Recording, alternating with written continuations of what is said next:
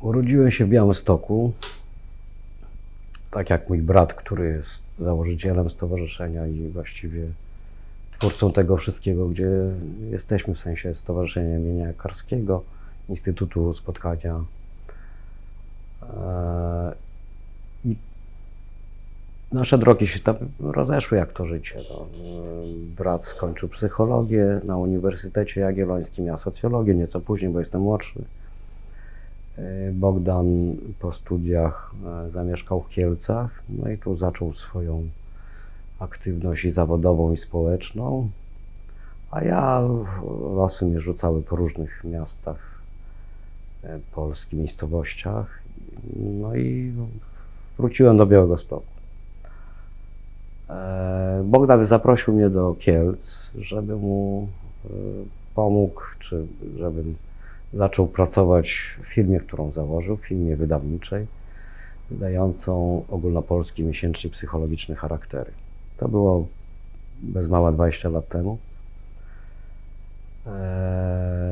No i to zaproszenie przyjęliśmy całą rodziną i niemal 20 lat temu z żoną i 4 dzieci przyjechaliśmy do Kielc, zaczynając nowy rozdział życia, tak? Nie znając zupełnie Kielc. Ja odwiedzałem brata, no ale to były krótkie wizyty, miasto dość powierzchownie, znałem właściwie centrum, nie znając historii miasta tak dokładnie. No i zacząłem je poznawać wraz właściwie z bratem, który mnie wprowadzał w to miasto, które już dość dobrze znam. I zacząłem pracować w Charakterach, a po jakimś czasie towarzyszyłem bratu w tych jego działaniach społecznych.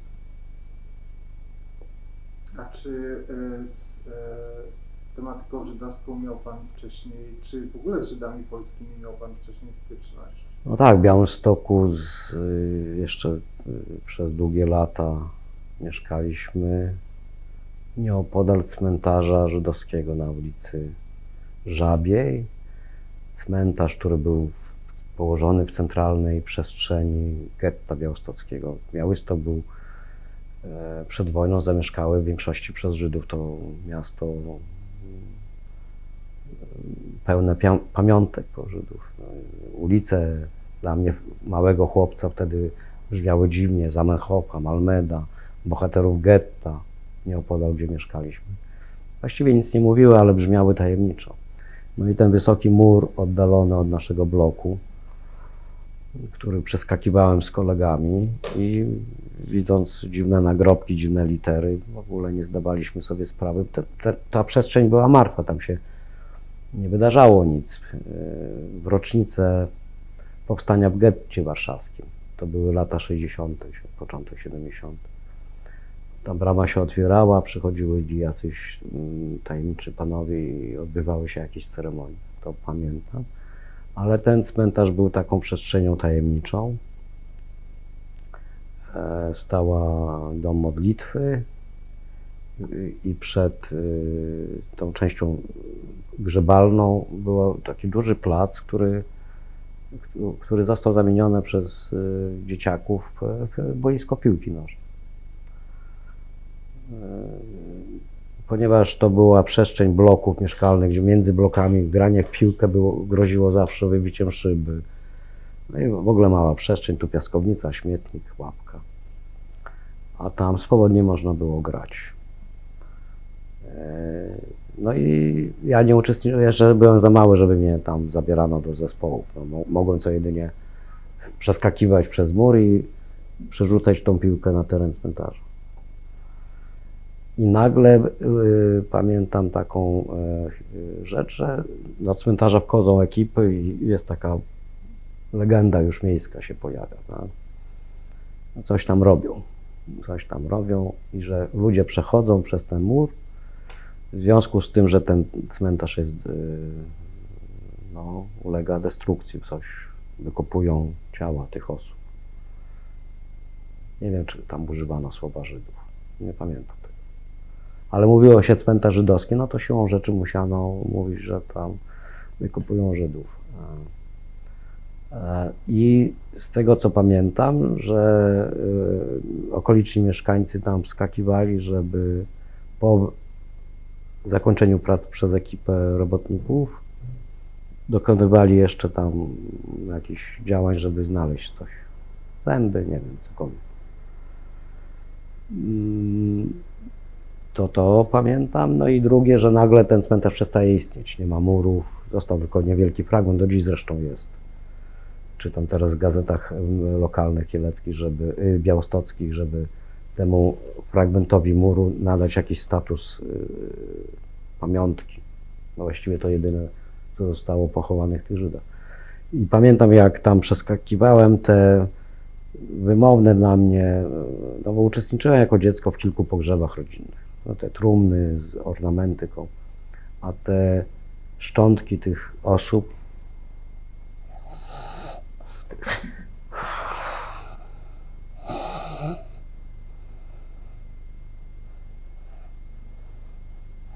były składane z skrzyń takich zwykłych.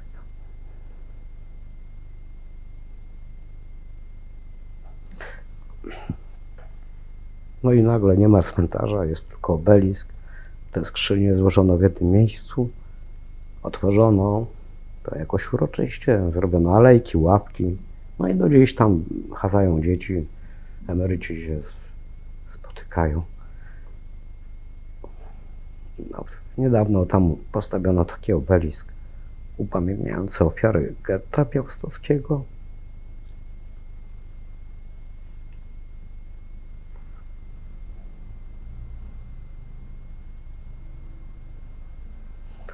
Tak, no i nawet ulica się nazywa, na blokach jest napisane Boch getta. Skrót, bo brakuje miejsca, napisać bohaterom getta. Ulica Bohaterów Getta jest, taka pełna nazwa jest. A na tabliczkach jest napisane Boch getta. No to wzruszenie wynika z tego, co już tu w Kielcach przeżyłem, w całej pracy w stowarzyszeniu, ale wtedy to wiem, że to poruszało mnie, że do takich prostych skrzyń, jak się tam przewozi jakieś materiały, rzuca się te kości, tam piszczele, czaszki. I potem w jednym miejscu to się składa, bez nazwisk, bez imion. Przecież tam było ileś macew, każda macewa miała imię, nazwisko, a potem to do takiego bezimiennego grobu.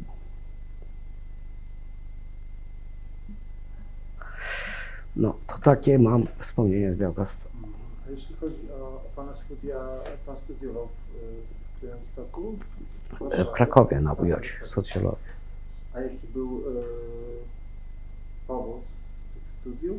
To za to starszy brat zawsze wspiera i jest kierunkiem. Bogdan był pierwszą osobą w naszej rodzinie, która zaczęła studia i skończyła je. Nasz ojciec zdobył maturę w wieku 50 lat.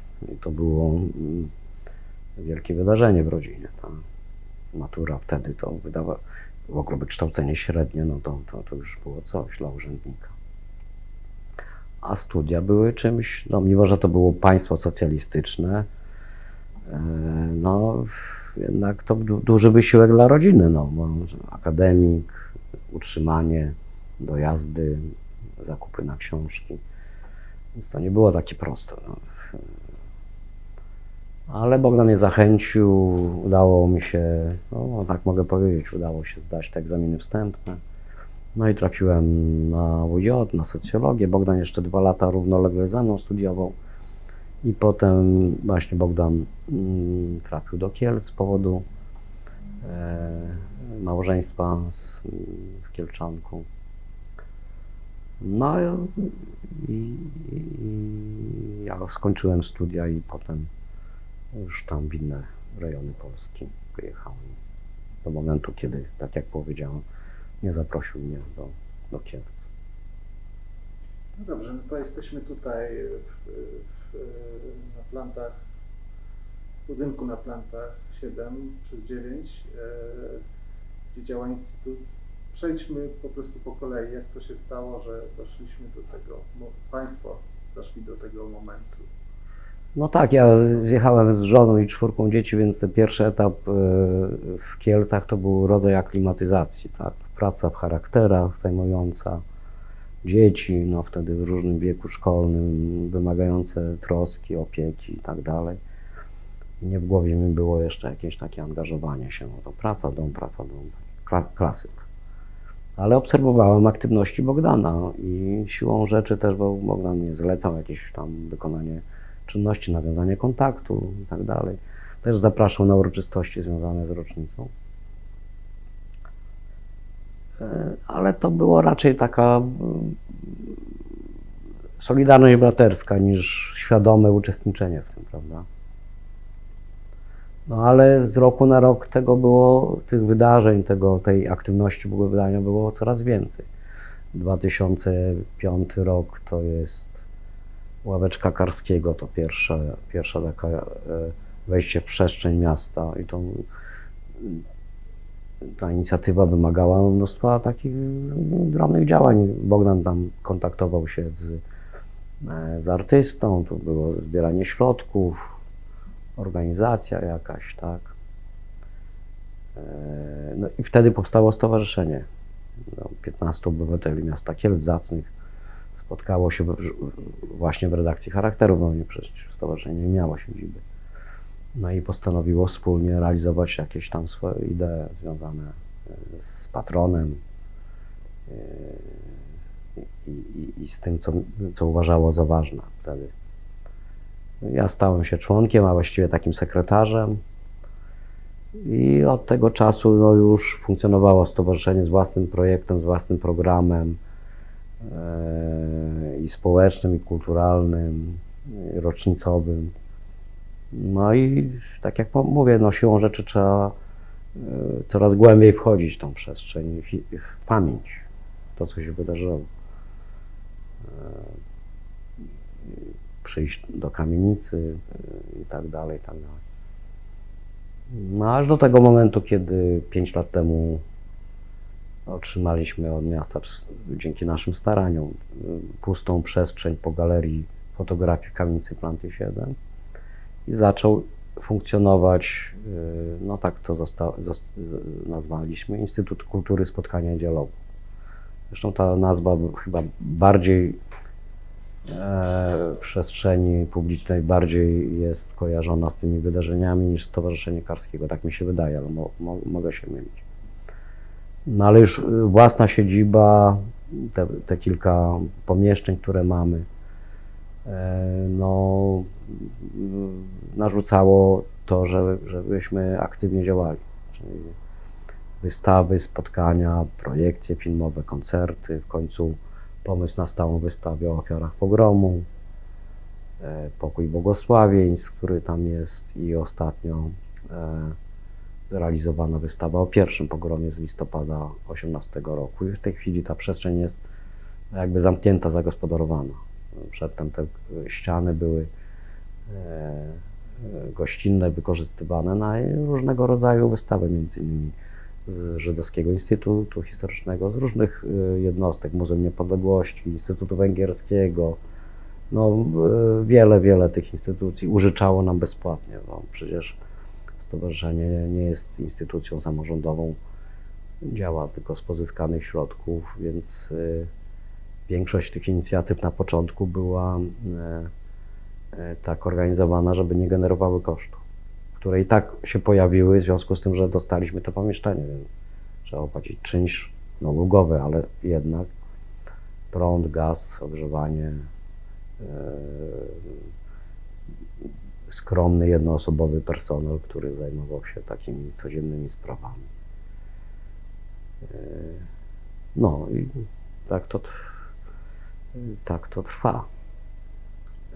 A proszę powiedzieć, no o tym momencie takiego, pan mówi, że na początku to była taka braterska współpraca, ale no bardziej mnie interesuje ten moment, kiedy pan jakby w pełni, w cudzysłowie świadomie, bo oczywiście, że świadomie się w to, jakby w pełni się w to zaangażował, jakby co to był za moment i tak naprawdę co pana do tego przyciągnęło, czy skłoniło, żeby wpełnić się w to? No to były dwa momenty. Jeden taki przełomowy, Bogdan zorganizował szabaton, to był 2006, chyba 6 rok.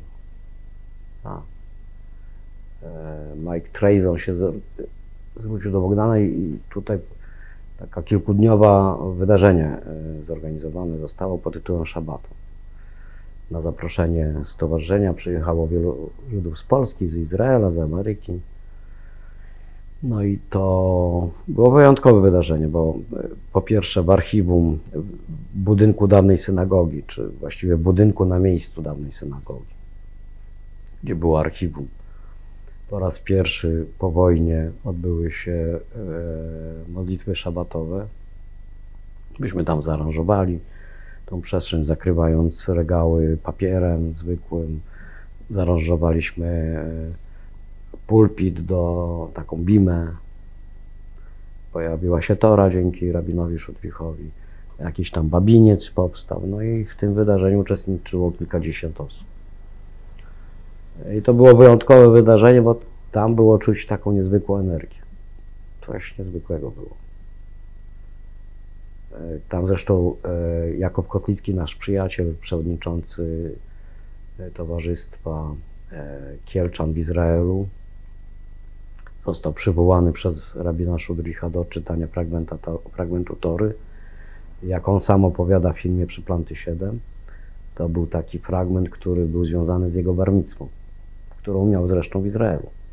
On się urodził w Polsce, w Gliwicach i z rodzicami wyjechali 2 lata po, 1,5 lub 2 lata po jego urodzeniu, no,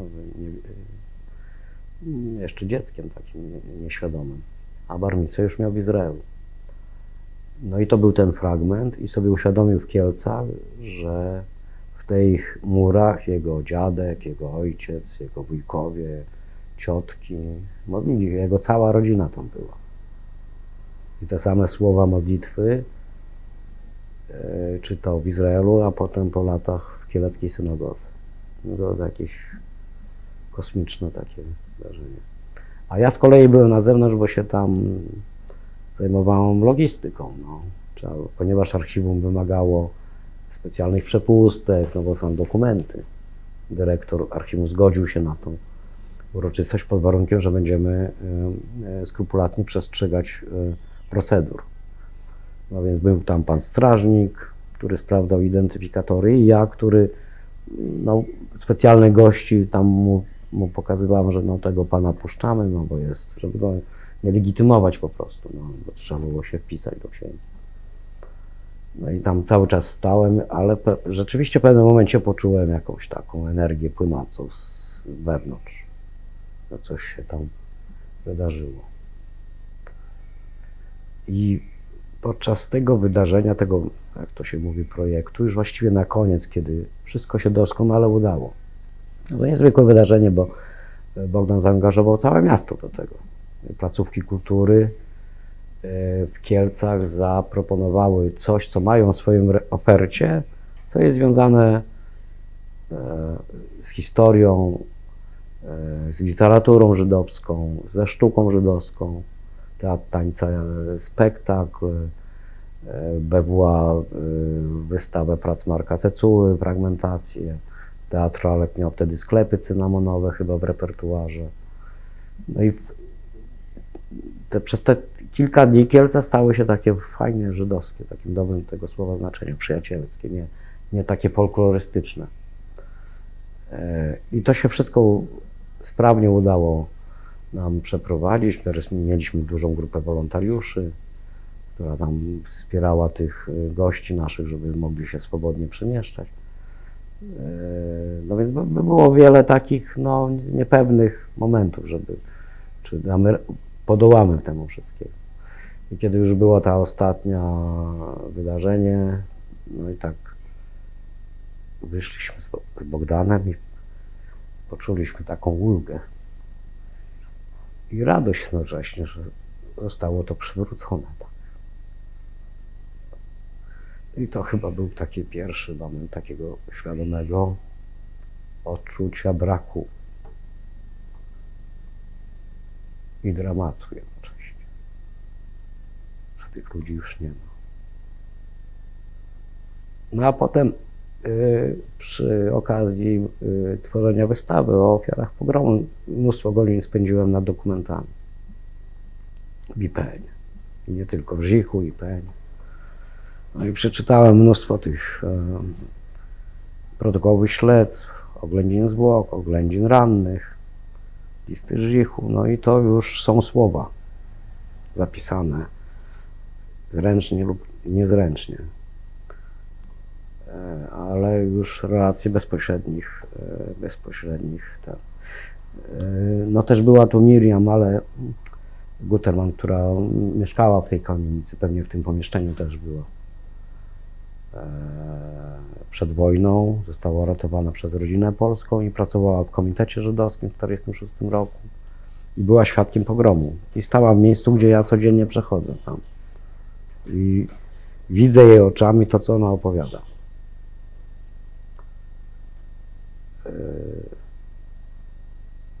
To też było, bo spotkała osobę szczęśliwie ocalałą z pogromu, która z miłością mówi do nas, że ma tylko żal do tych zbrodniarzy, którzy tam 4 lipca byli tutaj. Ale kocha Polskę, kocha nas. To była wzruszająca, ona nie mogła chodzić z samochodu, mówiła, deszcz pada, to była kolejna rocznica pogromu. No ale te dokumenty były najważniejsze. Każde przesłuchanie zaczyna się, co panu wiadomo o zajściach antysemickich dnia 4 lipca, co panu wiadomo. A potem mniej lub bardziej sformułowane przez ubeków, przez śledczych te słowa, bo to nie są słowa tych osób. No to dzisiaj nawet ja miałem jakieś kontakty tam z policją. No i on pyta, co panu wiadomo. No ja mówię to i to. I on to próbuje po swojemu spisać, żeby to był skrót jakiś taki, nie? Tak, żeby tam nie ubarwiać, nie dodawać epitetów, że wstrząsające, żeby mi coś. Tak? Pisze. Dnia tego i tego, byłem tu i tu, tak on rejestruje te. Do dzisiaj tak to się odbywa. No i ten śledczy tam, te protokoły, tak właśnie, tam nie ma emocji. No byłem 4 lipca, widziałem to i to, szedłem gdzieś tam, zobaczyłem tłum ludzi, przyszedłem, no to tam widziałem, tam bili kogoś, nie bili, kogoś wyrzucili i tam to jest wyprawę z emocji zupełnie. To tak mnie to uderzyło. Wyprane z emocji też są świadectwa oględzin zwłok, ale tam jest napisane, że śmierć nastąpiła z przyczyn, z powodu uderzenia ciężkim, tępym narzędziem w tył głowy. Powtarzająca się fraza. A wcześniej opisane rany na długość taka i taka, na klatce piersiowej, na czole, gdzieś tam jeszcze. Ale ta fraza ostatnia, śmierć nastąpiła z powodu uderzenia ciężkim, tępym narzędziem w tył głowy. No to ten ktoś, który użył tego narzędzia, celował w to miejsce, żeby zabić. A te rany no, powstały też z innych powodów, więc to oczywiście tam kilka przecież osób zostało postrzelonych, jak Seweryn Kachane, przewodniczący komitetu, został w tył, zabity strzałem w tył, w plecy. Tak? I parę innych osób. Albo pani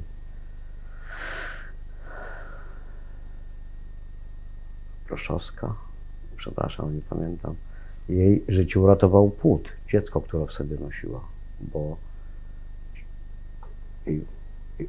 ten brzuch został przybity bagnetem i uśmiercił dziecko, ale nie naruszył jej organizm.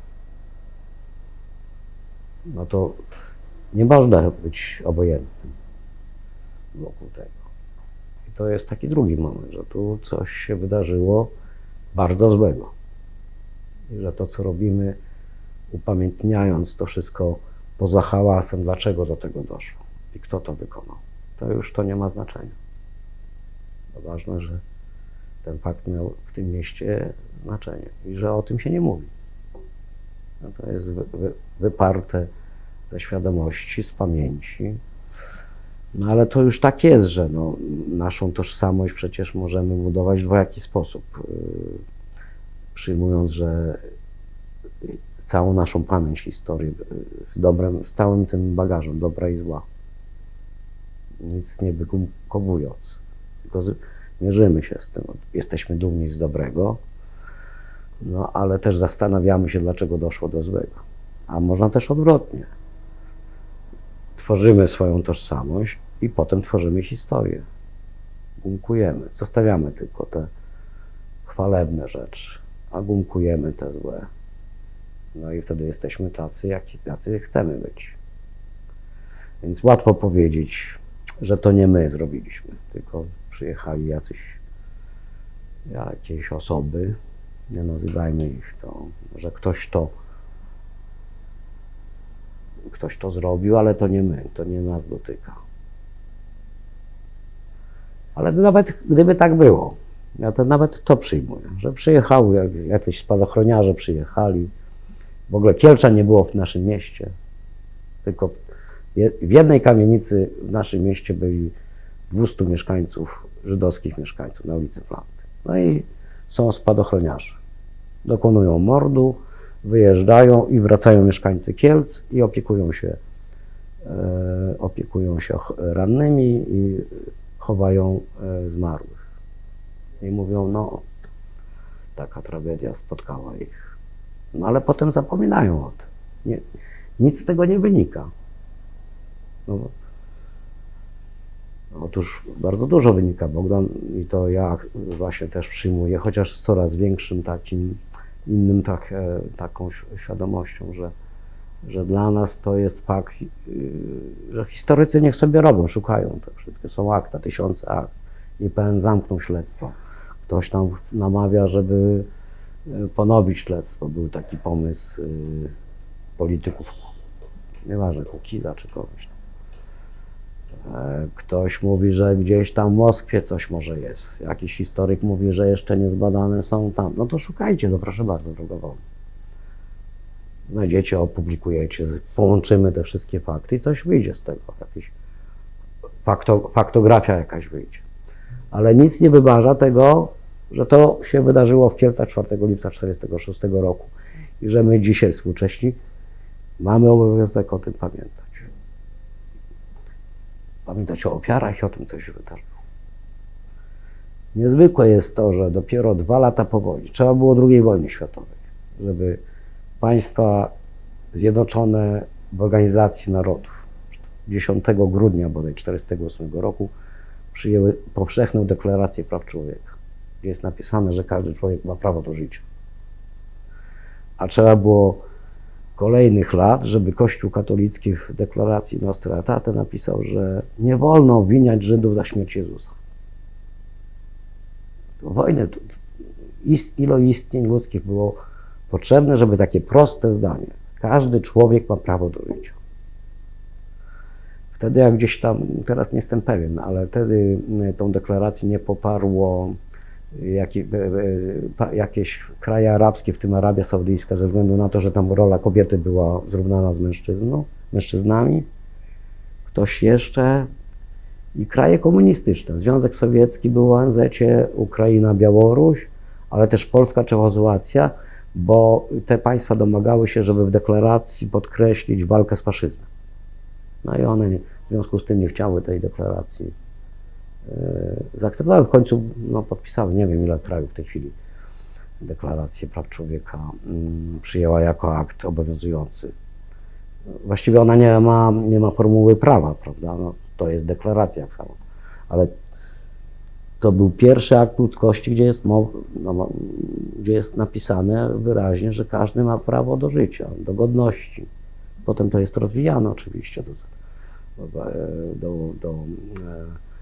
o polityczne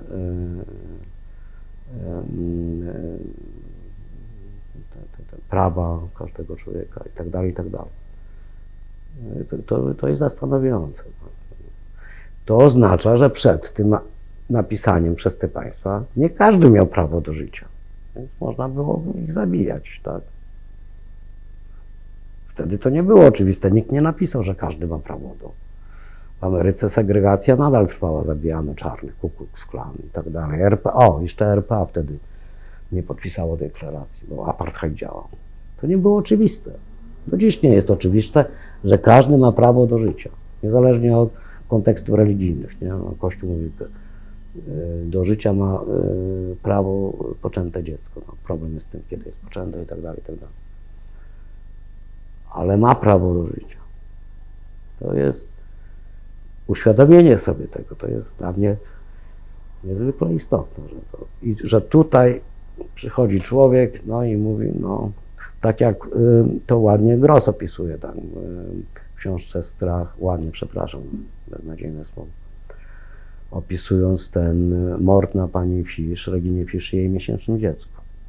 Oni nie zostali zabici tutaj, tylko w Cedzynie pod Kielcami i już właściwie po tym, jak sytuacja na Plandach była uspokojona. I on tak, cytuję także, w zwykłym mieście, na zwykłej ulicy, o zwykłej porze, zwykły człowiek spotyka drugiego zwykłego człowieka i mówią, załatwimy kogoś, Żydówkę. Umawiają się, spotykają się na ulicy, no załatwimy. Czyli ona nie ma prawa do życia. Przychodzą, szantażują ją, wyciągają ją z miesięcznym dzieckiem i z panem Moszkowiczem, zatrzymują samochód, zwykły samochód, mówią, jedziemy do lasu. No a na pytanie, kiedy już zamordowali matkę i dziecko, okolicznych chłopów namówili, żeby zakopali zwłoki, nawet już do tego stopnia już byli. I wrócili sobie na wódkę. Moszkowicz uciekł i dzięki temu przetrwał. Wrócił pod szpitalem. Ta jeszcze go obili pod szpitalem. Dzięki temu wiadomo było, że pani Fisz została zamordowana, bo on złożył relację, pojechała tam milicja i odkopali te zwłoki. I sekcja zwłok była w dniu pogrzebu. Znaczy nie sekcja, tylko oględziny, bo tam nikt sekcji nie robi. W dniu pogrzebu jest takie przejmujące zdjęcie ciężarówki z 2 trumnami dużej pani Reginy i malutkiej trumienki Adasia, miesięcznego dziecka. I ojciec tego dziecka i mąż pani Reginy, pan Fisz, stoi, który tego felarnego dnia był na ulicy Fosza, obecnie Paderewskiego. Nie był w domu, no być może jakoś. No ale chodzi mi o to, że zwykli ludzie no, zabijają, no kogo zabijają, skoro uważają, że nie wszyscy mają prawo do życia. To kogo zabijają? No i także ta lektura tych dokumentów to jest niezwykła. To jest. Bo kiedy Państwo i Pan zaczął pracować nad tą wystawą? Kiedy ona powstała? Ona została otwarta w 70. rocznicę w 2016 roku. No i to trwało z rok. Tak. A proszę powiedzieć, jeśli chodzi o koncepcję tej wystawy, to jak Państwo, jak Pan, jaka była koncepcja, jak ona powstała? To był proces, prawda, no bo... Jakie były dylematy? Dylematy, po pierwsze, no mała przestrzeń, tak, jako o takim ogromie, o takim wydarzeniu, jak to zaprezentować, no. Więc Bogdan, dokumenty przede wszystkim, że każdy wchodzi i może, tam mamy stosy skanów z IPN-u, każdy może wziąć i przeczytać. Nie interpretacja, dokumenty, zdjęcia, artefakty jakieś związane z tym czasem, żeby przybliżyć. Pan Marek Cecuła, syn ocalałego z pogromu zresztą, z Kielczanina, pomógł nam zaaranżować te półki, które pozwalają na to, żeby można zmieniać wymiennie, wziąć do ręki sobie czy zdjęcie, czy fragment ten. I 2 duże fotografie na wstępie, czyli kamienicy, która jak wyglądała ta kamienica wówczas i niewiele zdjęć mieszkających tu po wojnie Żydów, a z drugiej strony czyli taka ściana życia, a z drugiej strony taka ściana śmierci, gdzie są już dokumenty popogromowe, zdjęcia z pogrzebu, fragment kroniki filmowej na ekranie. No i gdzieś trzeba było ulokować, że ci Żydzi skądś się wzięli w Kielcach, więc tak niewielki, i to jest trochę bolesne, niewielka tablica o historii Żydów w Kielcach. W drugiej sali losy Żydów w czasie okupacji. Kielcach. No i potem dość dokładne kalendarium zrobione przez historyków tego, co się wydarzyło nieco przed pogromem, w czasie pogromu i po pogromie. No i te dokumenty. I ekran z 3 świadectwami do odsłuchania. Miriam Guterman, Borucha Dorfmana i Ester Montag. One pochodziły otrzymaliśmy od realizatorów filmu Planty 7, którzy wówczas od 9 lat rejestrowali działalność stowarzyszenia, właściwie Bogdana, nie tylko w Kielcach, ale w Stanach i w Izraelu. W związku z tym był dość bogaty materiał taki dotyczący pogromu, więc to jest wstrząsające. No i trzeci ekran, który opowiada jakby domknięcie tego pogrzebu, który właściwie nie został zamknięty, bo ta społeczność żydowska, proszę sobie wyobrazić, pomnik postawiła dopiero rok po pogrzebie, w 1947 roku. Zwykła wylewka, taki jakiś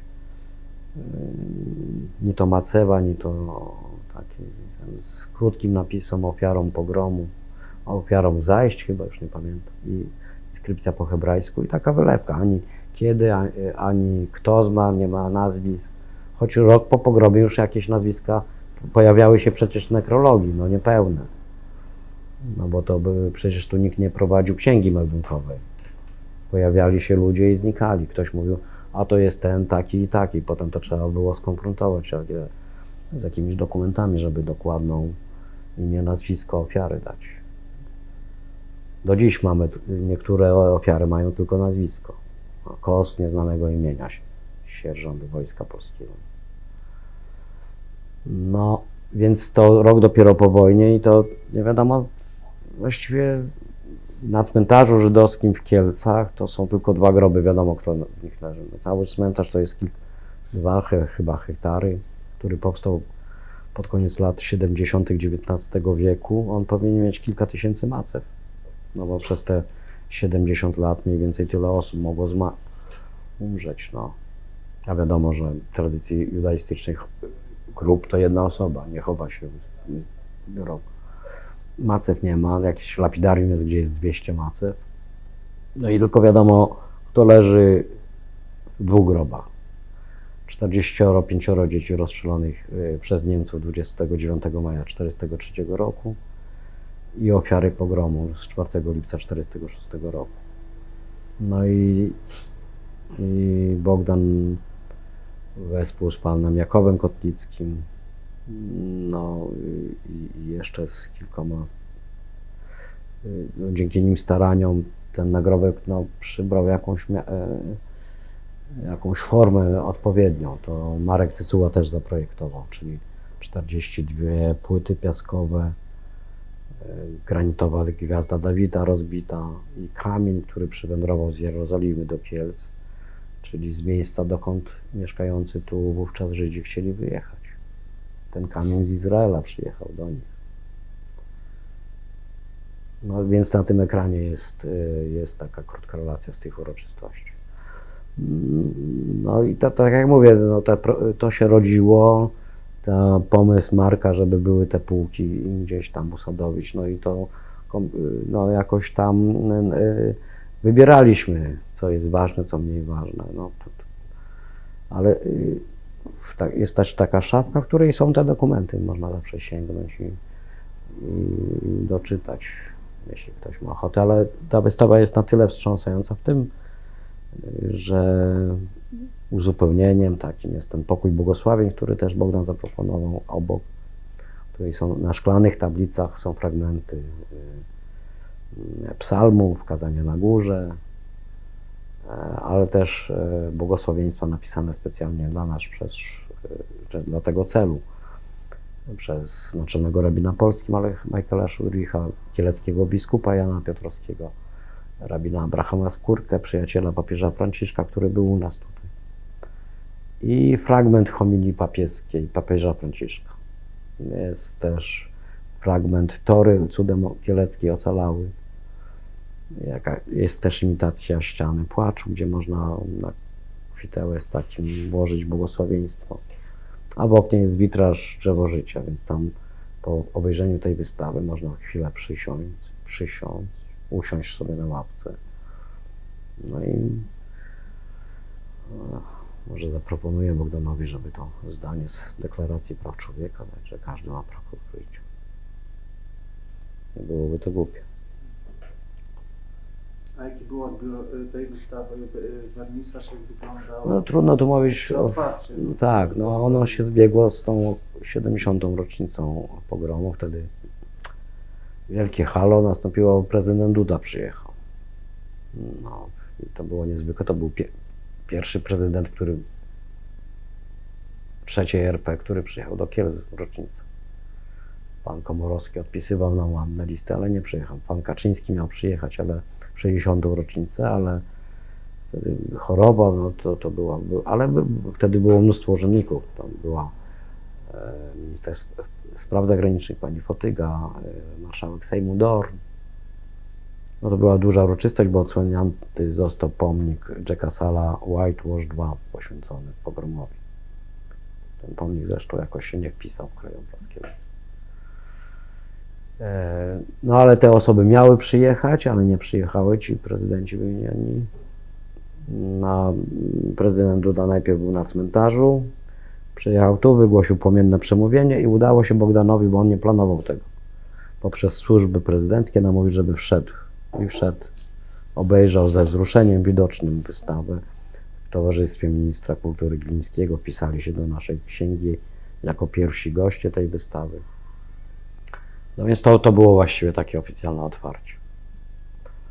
No a potem, no to już ta wystawa zaczęła własnym życiem żyć. No, z trudem przekonujemy grupy z Izraela, czy grupy Żydów do nas przyjeżdżających, żeby przekonywaliśmy, bo teraz już to się trochę zmieniło, żeby weszli, zobaczyli.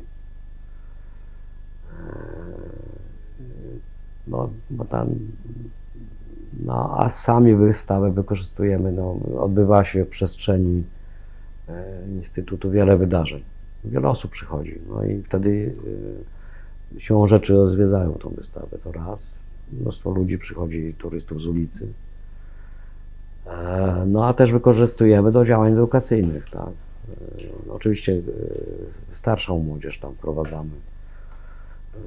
No niestety szkoła nie przygotowuje odpowiednio do tego, żeby mieć taki background, taką wiedzę podstawową historyczną. Kiedy wybuchła wojna, dlaczego wybuchła wojna, skąd Żydzi się wzięli, dlaczego, tak ja miałem takie pytanie, dziecko pyta, dlaczego Hitler nie lubił Żydów? No i weź człowieku odpowiedź, trzeba całą historię.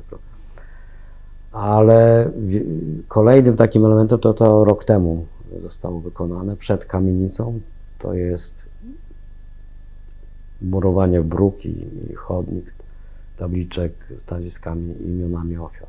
To niezwykle działa. My mamy to biuro na parterze, okno jest uchylone, jakieś ciepło, to słyszymy, jak dziecko mamusię pyta, co to jest, i ona odpowiada, no to są nazwiska tych zamordowanych. A kto to są, no to już ludzie starają się omijać, chodzą tak kluczą, żeby nie nadepnąć. I to niezwykle ma ten. No i część tych osób czasami wchodzi do środka, żeby poznać historię. Więc no, jeśli chodzi o losy, to otwarcie to jest 4 lipca, 4 albo już nie pamiętam, czy to 4 nie wypadł wtedy w niedzielę, nie było to 5 lub któregoś. I to było takie oficjalne otwarcie. No i w tej chwili jest ono dostępne codziennie, nie ma. Chciałem pana zapytać o ten dom. To znaczy po pierwsze zapytać tak naprawdę o taki stosunek emocjonalny do tego miejsca, do tego budynku. Bo pan też, jak rozumiem, przed tym jak stowarzyszenie otrzymało tutaj te pomieszczenia, no to były te tablice i było wiadomo, że to jest ten budynek. Czy pan tutaj bywał wcześniej? Raz mi się zdarzyło tu, gdzie siedzimy, to był zakład naprawy sprzętu, ale RTV. Wejście było od klatki, ja miałem coś zepsutego, to tu przyszedłem, choć wiedziałem, że to ta kamienica tutaj, ale nie zrobiło to wtedy na mnie wrażenia żadnego. Może oprócz tego, że to była taka obskurna kamienica, bo o tą kamienicę nikt nie znał. No i myślę sobie, że też nasze wejście tutaj to spowodowało, że jej elewacja została odnowiona, przynajmniej ta od ulicy, bo nie cała. No i te nasze tablice, które zadziałały też, które są na zewnątrz budynku. Więc on już nie jest takim, ta kamienica tak nie straszy. Ale ona wtedy miała przygnębiające, taka szara, brzydka, odpadający tynk, coś tam. Tutaj był jakiś taki asfalt, jeszcze z czasów komuny, z łatami. W ogóle taka przestrzeń zupełnie niesympatyczna, mówiąc tak. No i dopiero w momencie, kiedy otrzymaliśmy w listopadzie 2014 roku, 2014, właściwie gołe ściany i trzeba było je wszystko umyć, ustawić jakieś meble. No to z Bogdana firmy, tam biurko, jakiś komputer, to wszystko stamtąd pochodziło. Przecież myśmy nic nie mieli jako stowarzyszenie, bo nie mieliśmy tak naprawdę siedziby. Siedziba stowarzyszenia była związana z siedzibą firmy Bogdana. No bo w związku z tym wydatki z tym związane. Telefony, coś tam. No ale tu już to biurko, komputery, jakieś krzesła pożyczyliśmy, jakieś półki, wystawy się pojawiły. No coś zaczęło się dziać. No żeby spotkanie zrobić, nazwijmy tak, z ciekawym człowiekiem, no to wystarczy krzesło dla publiczności, dla tego gościa. No czasem nagłośnienie jakby. No ale jakoś na początku bez tego nagłośnienia sobie radziliśmy. Ale już wtedy poczułem się mieszkańcem tego domu, czyli odczuwać jakąś wspólnotę z historią tego domu, z mieszkańcami. A też siłą rzeczy, no bo trzeba było śrubokręt, nie wiem, coś tam, żeby ktoś okiem rzucił. No i wchodząc codziennie, no to widziałem mieszkańców, no to dzień dobry, dzień dobry. No i tak po kolei zacząłem poznawać mieszkańców też kamienicy i w związku z tym poczułem się mieszkańcem kamienicy w 1946 roku i obecnym. No i do dziś tak mam nadzieję, że z wzajemnością, bo ja tak z sympatią się spotykam z sąsiadami, mówiąc sobie dzień dobry, pytając co się dzieje normalnie. Zresztą jedną z takich dość ważnych dla mnie takim motywacją, czy recenzją tego, co robimy, było, jak usłyszałem, że panie, które uczestniczą w naszych spotkaniach, po wyjściu z kolejnego mówią, a przyjdziesz do kamienicy na to i to spotkanie, które tutaj jest zapowiedziane, nazwały to miejsce już kamienicą, nie jakimś domem złym, czyli to, co nie wiem, ile minęło od czasu, od tego, kiedy tam zaczęliśmy działać, ale chyba niewiele więcej niż pół roku, 3 kwartały. Już nazywali to miejsce kamienicą. A to jest miejsce budzące, to określenie budzi dobre emocje. Nie? Miejsce zamieszkania, gdzie ludzie się śpią, jedzą, kłócą, a czasami się weselą, no tak. Ale nie dom zły. Czyli to, co zaproponowaliśmy w tym miejscu, zostało jakoś, pozwoliło, że to przestrzeń zaczynała działać w pozytywnym sensie.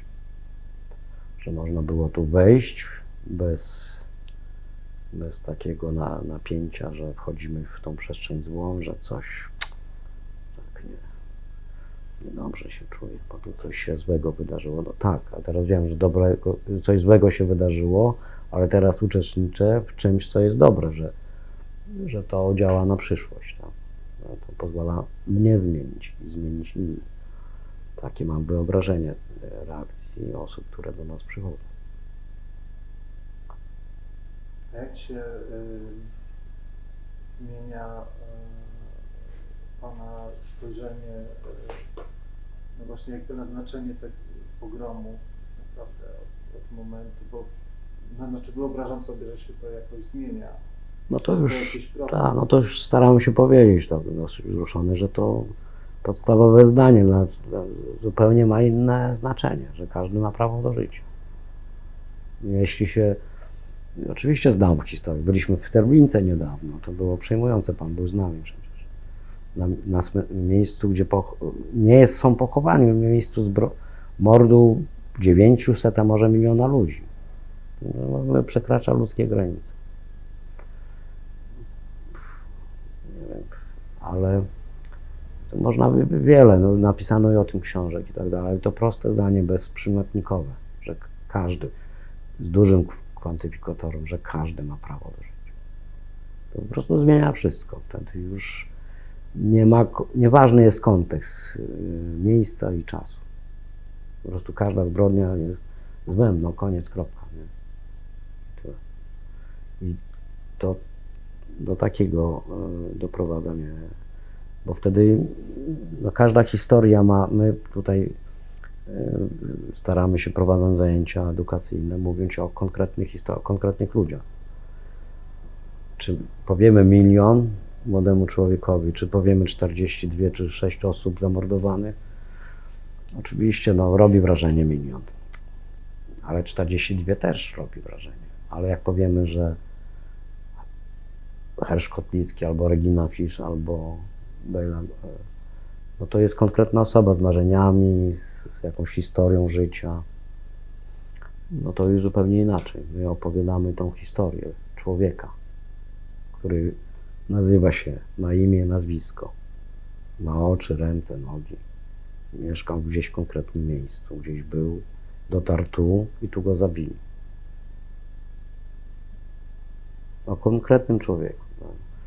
Oczywiście dalej z tego coś musi wynikać. No. Mówimy o przyczynach też, o antysemityzmie. No to jedno ze źródeł, prawda, tego dramatu. Ale też potem mówimy o stereotypach, uprzedzeniach i dyskryminacji, bo psychologia daje narzędzia do zrozumienia tego, że wszyscy ludzie mają stereotypy i w tym nic nie ma złego. To pomaga nam żyć. Lepsze lub gorsze. My mamy o Czechach, wcześniej o nas, Niemcy. No dobra, mamy. No. Ale potem z tym stereotypom nadajemy emocje. W związku z tym, że mamy stereotypy, kogoś lubimy lub nie. No ale jak już nie lubimy, to nie chcemy z nimi wyjść. No to jest dyskryminacja, wykluczamy ich. Tu wykluczono tych ludzi w sposób ostateczny. No, muszę użyć tego słowa. Jak pytam dzieci, jak rozumieją 4 wyrazy. Ostateczne rozwiązanie kwestii żydowskiej. Co dla was to oznacza? 4 słowa. Bardzo łatwo. Ostateczne rozwiązanie kwestii żydowskiej. No to dochodzą do wniosku, że to jest wymordowanie ludzi. Żydów, no, czyli ludzi. Czyli od faktu zabicia Reginy Fisz, Adasia Fisz, innych osób dochodzimy do faktu zabicia człowieka. Z jakiego powodu? Z takiego oto powodu, że nie jest w stanie się wytłumaczyć z tego. Nie staje przed żadnym sądem, żaden prokurator mu nie składa zarzutów, nie ma żadnego obrońcy. I zostaje skazany na śmierć tylko tego tytułu, że jest taki i taki. I że on nie ma wpływu na to. Że jest kobietą, gejem, Żydem, takim czy innym. Bo ani pan, ani ja nie mieliśmy wpływu na datę urodzenia, na nasze imiona, na to, jak wyglądamy. Możemy to pewne cechy zmienić, nawet płeć możemy zmienić. Ale pewnych rzeczy nie zmienimy, to jest niezmienialne. No. I tylko dlatego, że taki się pan urodził, no to ktoś zdecydował, że w związku z tym, że pan tak się urodził, zabijamy pana. No. Krótko mówiąc, no więc ta triada, stereotyp, uprzedzenie, dyskryminacja jest, poznanie tego mechanizmu musi doprowadzić do tego, potem do tego zdania podstawowego. Każdy ma prawo żyć, każdy ma prawo do godności, każdy ma prawo do swoich poglądów i tak dalej, i tak dalej. To taka nauka jest, no, dla mnie z pogromu, którą staram się to jakoś, ale to proces był, to nie jest takie proste. No, 69. rocznicę mieliśmy tutaj właściwie jedyną kontrmanifestację przez narodowców zorganizowaną po drugiej stronie kamienicy. Wykrzyczeli hasła pogrom ubecki, a nie kielecki. No może ubecki, no ale co z tego, że nie kielecki, no że nie kielecki, ubecki, no ale zabijano ludzi, no. Czy ty jesteś ubekiem, czy jesteś żołnierzem armii amerykańskiej, no przecież to, co Zimbardo opisał, jak Amerykanie traktowali Irakijczyków, prawda? To jest pozbawienie ludzi godności. Tyle lat po wojnie to zdanie, prawo do życia, do godności jest ciągle łamane. A łamane jest w małych przestrzeniach klasy, szkoły, potem bloku, dzielnicy, miasta, kraju, parafii, diecezji. Jest łamane non stop. Trzeba wyryć każdemu na głowie chyba, że tak. Mam prawo do życia. To może być się coś, co nieco by zmieniło. A jakie są reakcje, jakie były reakcje, no bo w momencie, kiedy Państwo otrzymali te lokale tutaj, no to jakby działalność stała się bardziej widoczna, permanentna, tak? Jak z Pana perspektywy no, Kielczanie, środowisko lokalne, które odbierało Waszą działalność? No i wyjście takie bardziej permanentne, publiczne. Tak? No, trudno generalizować, no Kielczanie to jest 180 000, no prawda? Ważne są media, politycy, decydenci tak zwani, samorządowcy, ludzie odpowiadający za losy innych ludzi. To są ważne reakcje i no, różnie bywało. No, miasto nas skromnie, ale wspiera. Tak. Tak jak mówiłem, biskup Piotrowski też był tu u nas. Więc takie symboliczne gesty przyjazne są, tak, ale nie mieliśmy jakichś takich agresywnych działań. Wystawy, które na zewnątrz robimy, nie są uszkadzane, że tak powiem. No, to jest też ważne, nie? Gdyby to, co prezentujemy, no, łatwo by na zewnątrz, można było łatwo uszkodzić, demonstrując do nas jakąś niechęć czy antypatię, więc nie jest to. Nawet przez kogoś niezorientowanego, a z jakichś powodów, właśnie z takich stereotypów, no, chciałby zamanifestować to nasz niechęć. Media różnie, raz napiszą cieplej, raz w ogóle nie napiszą. Ale myślę, że to jest też tak, że chyba Bogdan i stowarzyszenie zostało oddelegowane do tego, żeby w mieście pamiętać o żydowskich ofiarach. Nie tylko z pogromu, ale tych z getta i że wiadomo, że jak jest rocznica, to Bogdan stowarzyszenie zrobi, że jak jest rocznica zagłady getta, to Bogdan stowarzyszenie zrobi. Jak jest Międzynarodowy Dzień Pamięci o Ofiarach Holokaustu w styczniu, to Bogdan stowarzyszenie to zrobi. Tak, miasto chyba chętnie oddelegowało i jak trzeba, to tam pomoże, chociaż nie zawsze, no to chętnie deleguje. Samo siebie na przykład nie zorganizuje obchodów i nie zaprosi. Ja nie słyszałem przynajmniej, żeby tak jak w rocznicę Powstania Warszawskiego, no to wiadomo, że miasto organizuje pod pomnikiem Szarek Szeregów uroczystość, na którym jest wojewoda, prezydent miasta, marszałek sejmiku, starosta, przedstawiciele zakładów pracy, szkół, harcerstwa, kombatantów, orkiestra wojskowa, policja, strażacy i kto tam jeszcze. I z obowiązku przychodzą. Syreny są i garstka mieszkańców. Co szkodzi na przeszkodzie? Co stoi na przeszkodzie, żeby w rocznicę pogromu przyszedł wojewoda sam od siebie, prezydent, starosta, marszałek sejmiku, komendant straży pożarnej, komendant policji, komendant tego i owego, no i przyniósł jeden kwiatek i zapalił. Oni kogoś reprezentują, oni decydują o losach miasta. Oni decydują o losach mieszkańców miasta i oni kształtują świadomość mieszkańców miasta. Ich obecność gdzieś jest ważna i ich nieobecność też jest ważna. Owszem, w rocznicę jest o 12 uroczystość podniosła. Organizuje to region NSZZ Solidarność. Zapraszam, przychodzi prezydent. Ktoś od wojewody, nawet w tym roku były wieńce od prezydenta Dudy, od premiera.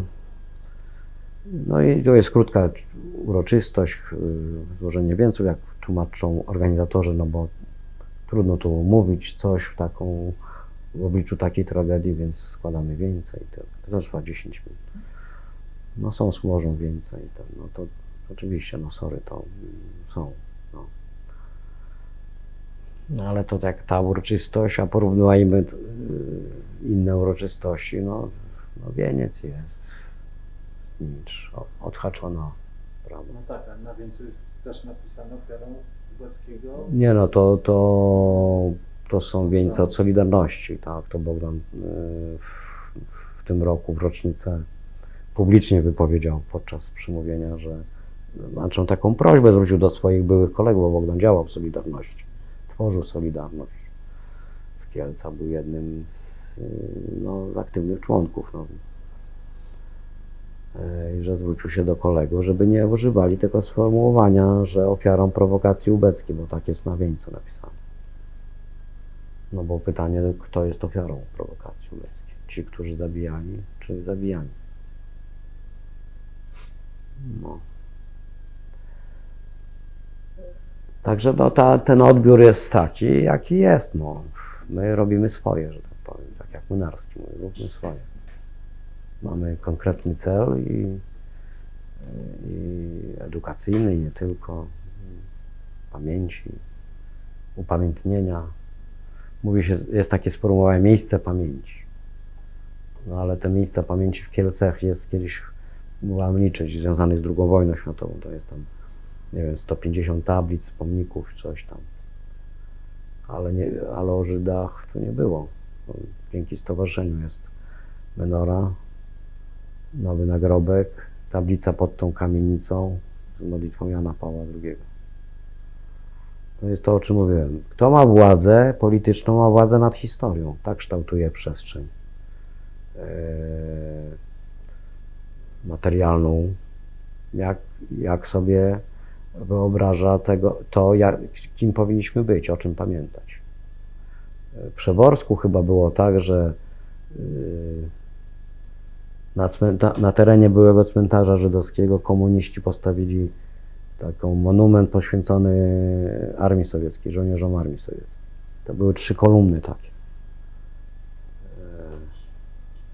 Jakaś tam inskrypcja wdzięczności Armii Sowieckiej za wyzwolenie. Komuna upadła, no to oczywiście dekomunizacja. Zdjęto tam jakieś gwiazdy chyba te sowieckie, powieszono orły w koronie i napisano inną inskrypcję. No bo teraz jest inna władza, ale ciągle ten obelisk stoi na terenie byłego cmentarza żydowskiego. No to coś nie tak jest. No.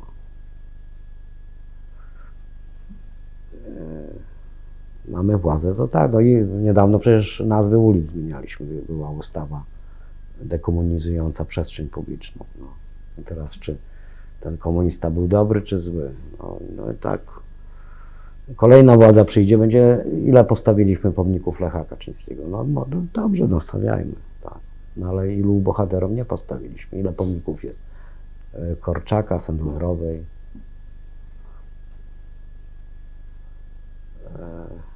No zobaczymy, co nowa władza za jakiś lat. A młodzi wyrastają w tych przestrzeniach. Widzą to, co widzą. Może Pan opowiedzieć pokrótce, tutaj staliśmy przed chwilą przed budynkiem, o tych kilku tablicach, które są pamiątkowych, jakby skąd chronologicznie, jak to było. No to tak. Po pogromie budynek, bo trzeba taką jeszcze wstęp zrobić, tak? No, to Ocalali Żydzi zostali wywiezione do Łodzi, komitety zostały zlikwidowane, powstały takie jakby ziomkostwa na terenie Polski, tam gdzie kieleccy Żydzi się pojawili. Przez jakiś czas ten budynek stał pusty i potem władze zamieniły go szkoły takiej przysposobienia zawodowego. Były sale wykładowe, warsztaty, cukierniczy, masarski, jakieś, nie wiem, pokoje. I to funkcjonowało przez kilka lat, a potem szkoła się przeniosła na ulicę chyba Prostą, do dziś jest tam ten technikum. Z tego wyrosło budowlane. No a potem, jak rozumiem, bo tutaj nie ma takiej wiadomości, zaczęto wprowadzać lokatorów. Choć nie zmieniono, mówiąc tak górnolotnie, standardów tej kamienicy. Do dziś zresztą niektóre mieszkańcy nie mają dostępu nie mają wewnątrz mieszkań toalet ani ubikacji, mają wspólne takie. Kilku, to nie wszyscy, większość mieszkańców własnym sumptem zainstalowała to. Klatka schodowa to niemal identycznie wygląda, jak tak myślę sobie, bo nie widać tam śladu jakiegoś generalnego remontu. Schody takie, to przez te parę lat wyżłobione przez te osoby wchodzące. No więc ten dom żyje swoim życiem, to są mieszkańcy, to jest status, bo są dwa budynki 769, jeden ma uregulowany statut, jest własnością Skarbu Państwa, drugi nieuregulowany. Być może to jest przyczyną takich, że braku inwestycji, a też i zasobności materialnych mieszkańców, którzy nie potrafią się tam, nie są w stanie pokryć wydatków na remont. No i ostatnim aktem pamięci o ofiarach pogromu to jest postawiony pomnik na cmentarzu rok po pogromie w 1947 roku w rocznicę. Są protokoły, Żychu znalazłem, że z trudem uzbierano pieniądze na to, żeby ten pomnik postawić. I właściwie to jest ostatni akt pamięci. Potem już wszystkie procesy, chyba do końca 1946 roku odbyły się wszystkie procesy. Łącznie z szefem UB, Sobczyńskim, Gwiazdkowskim, zastępcą komendanta milicji i innych żołnierzy oskarżonych o mniej lub bardziej niecne czyny. No, ten najważniejszy proces był dzień po pogrzebie, 9 lipca, trwał 4 dni, 12 osób było na wierzchu oskarżonych, 9 osób zostało skazanych na karę śmierci. Dzień później został wyrok śmierci wykonany. Nie wiemy, gdzie leżą te ofiary, lub się domyślamy. No to też można, ale zostaw. No i długo nic do Karnawału Solidarności, tekst Hanny Kral w tygodniku Solidarność, ostatni numer, datowany 12 grudnia, ten tygodnik, czyli przed stanem wojennym, duży tekst o pogromie. Potem w latach 80. książki Kokolewskiego, film Miłosza, coś tam się dzieje, ale w mieście się nic i dopiero 50. rocznica, to jest rok 96. Ale wcześniej, w roku 90, 44, bo tak brzmi inskrypcja, pierwsza tablica się pojawia na kamienicy przy Planty 7/9 w 3 językach, polskim, angielskim i hebrajskim, chyba hebrajskim albo jidysz, ale chyba hebrajskim. Że w 44. rocznicę wydarzeń antysemickich tę tablicę z inicjatywy Lecha Wałęsy została ufundowana przez Fundację Nissenbaum. No więc to takie dość pokrętne, jakby Lech Wałęsa nie mógł, skoro już zdecydował się na tą tablicę, to dlaczego się wyręczą Fundacją Nissenbaumów? To jest takie moje pytanie. Mógł po prostu ją powiesić, że oddaje hołd ofiarom Lech Wałęsa, przewodniczący NSZ Solidarność. No ale tego nie zrobił, nie wiem dlaczego. Druga tablica pojawiła się z inicjatywy prywatnej właściciela firmy chyba odzieżowej, która mieściła się w tych pomieszczeniach, gdzie jest instytut, na parterze z wejściem od ulicy. I to jest taka czarna, prosta tablica upamiętniająca ofiary. Prosty, zupełnie nie żadnego tam kontrowersji, nie? Trzecia tablica, ale druga w kolejności, bo ta trzecia była, o której powiedziałem, to później się pojawiła. To w 50. rocznicę na słupku z bramy powstała, została montowana właśnie 50. rocznicę, kiedy to były wielkie obchody, premier Cimoszewicz, wiele przedstawicieli środowisk żydowskich, z Elie Wiesenthal, Jan Karski wówczas był. No i ta tablica dość długo wisiała z takim oto napisem: ofiarom pogromu żydowskiego. Kielczanie 50. rocznicę. Ale została niedawno zmieniona i teraz brzmi inaczej: ofiarom pogromu ludności żydowskiej. To jest trzecia tablica. Czwarta to z naszej inicjatywy w 2006 roku. Bruk pod kamienicą, to jest w języku polskim i hebrajskim modlitwa Jana Pawła II, włożona, napisana na karteczce, włożona przez papieża w ścianę płaczu. Modlitwa o przebaczenie grzechów chrześcijan wobec Żydów. A następne szklane tablice też przez nas montowane. To są dwa fragmenty. Jeden krótki, bo tylko jedno zdanie. Jan Paweł II, jak był w Kielcach w 1992 roku.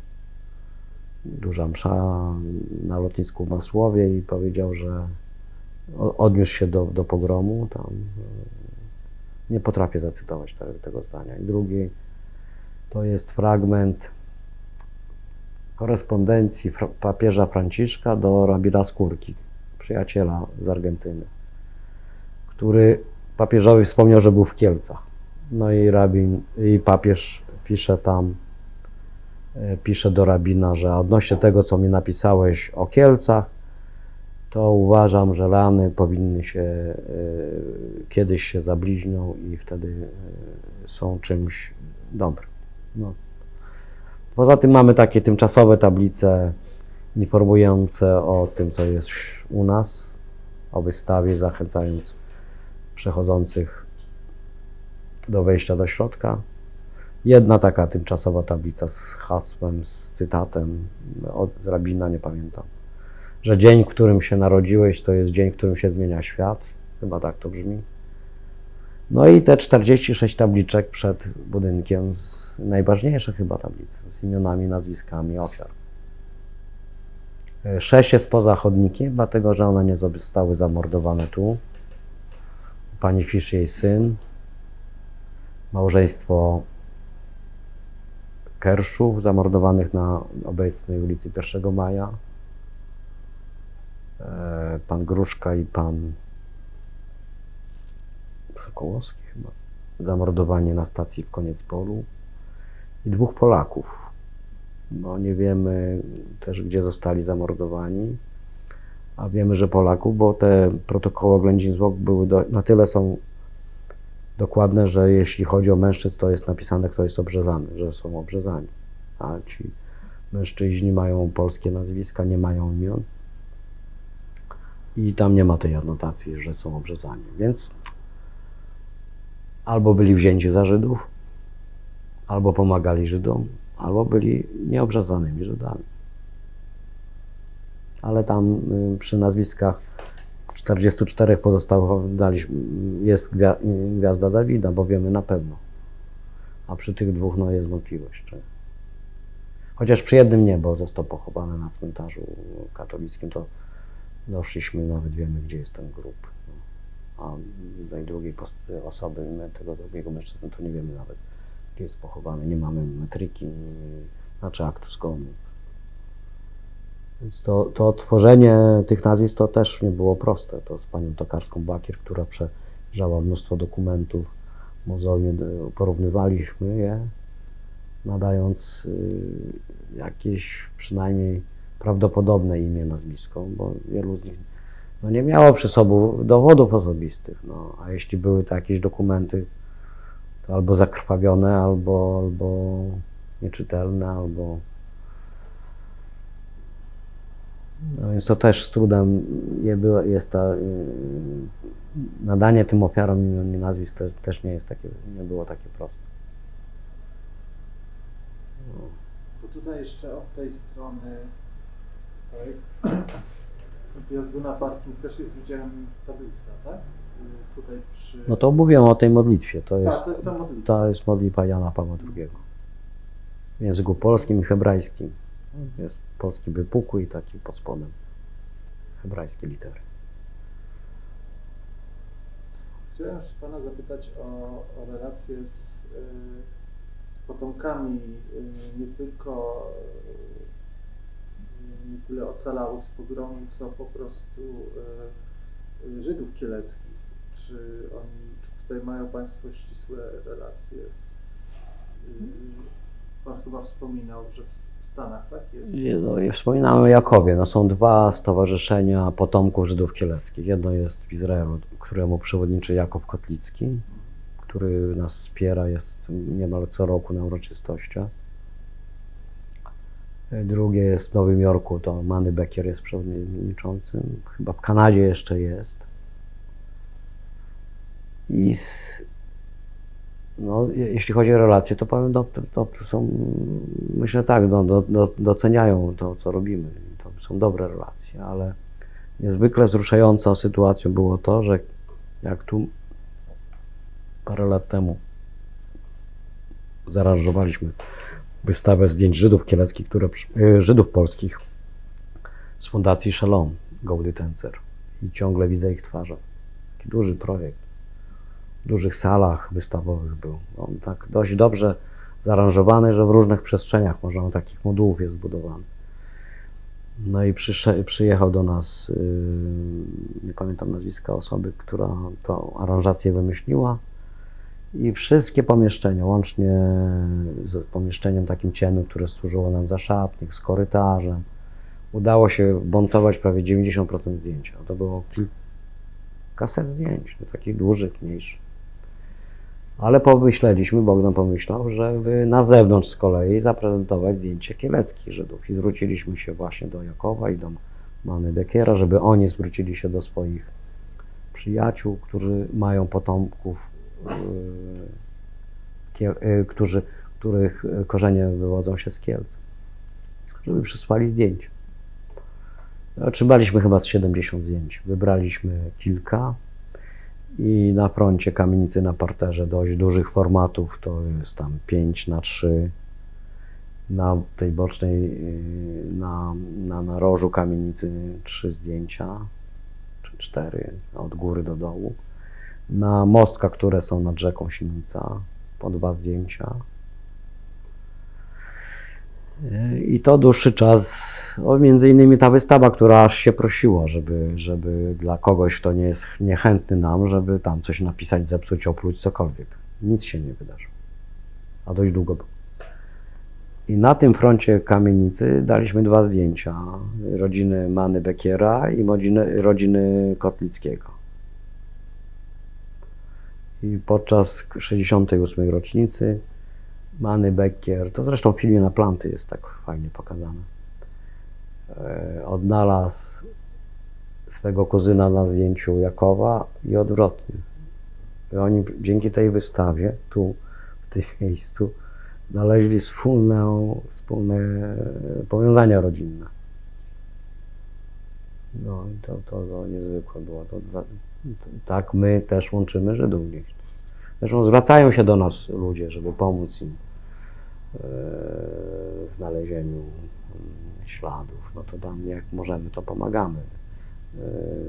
Dotrzeć do archiwów albo wskazać miejsce, które oni tam gdzieś pamiętają na ulicy takiej śmakiej. To czasami przecież przyjeżdżają osoby, to niezwykłe takie są wydarzenia, że kuzyn ofiary. No w tej chwili nie jestem w stanie tak detalicznie opowiadać, bo to są takie niewyjątkowe wydarzenia, takie osób, ale też z Kieleckiej są taka dziewczyna przyszła, kobieta już, brała udział w naszych warsztatach dla nauczycieli. Myśmy przeszkolili ponad 150 nauczycieli takich warsztatach antydyskryminacyjnych na podstawie tego, o czym powiedział takiego projektu profesora Zimbardo, rozumienia ludzkiej natury. I wśród tych pań, bo większość to były panie, była nauczycielka z Kielc, której dziadek był lekarzem dokonujących oględzin zwłok na przykład. Albo przychodzą nieraz ludzie z ulicy, no, a ja mam taką opowieść. No.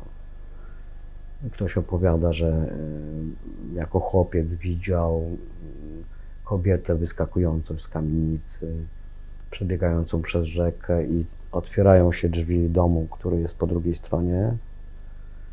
Ona wbiega, zamykają drzwi, a tłum wali, domaga się wydania tej kobiety, ale nikt tam nie otwiera. Ja proszę, to niech pan spisze to nam, poda swoje imię, nazwisko. No ale niestety nie chciał. No, znaczy obiecał i nie wrócił. A kiedy o tym mówił, to wtedy nie chciał tego zrobić. No i takie z odruchu serca przychodzą ludzie i świadectwa. No a z kolei no, przyjeżdżający ci Żydzi, no to mówię, to wpisują się do księgi, to też zachęcam, żeby pan przejrzał. Tam wpisy po angielsku, po hebrajsku są. Niezwykle czasem takie emocjonujące. I widać, że wejście w tą przestrzeń i ta wystawa, jakkolwiek skromna z punktu widzenia ekspozycyjnego, tak, no, robi to wrażenie. I pozostawia ślad w jakiejś głowie tam.